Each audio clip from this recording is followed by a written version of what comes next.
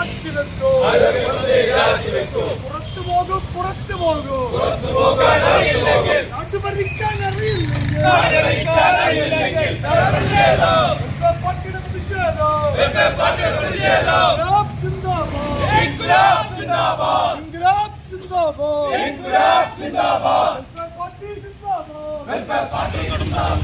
എന്നുള്ളതാണ് ഇവിടുത്തെ ജനങ്ങൾ ഇപ്പോൾ ചെയ്തുകൊണ്ടിരിക്കുന്നത്.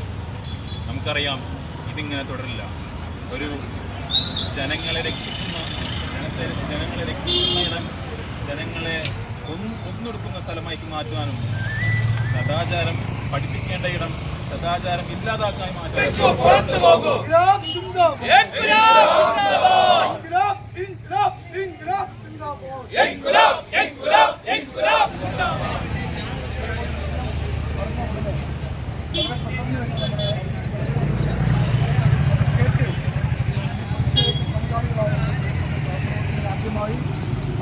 ഭരിച്ചുകൊണ്ടിരിക്കുന്ന പ്രത്യേകിച്ചും ഇടതുപക്ഷ മുന്നണിയിൽ തന്നെ പെട്ട ഘടകകക്ഷികൾ പറഞ്ഞുകൊണ്ടിരിക്കുന്നു.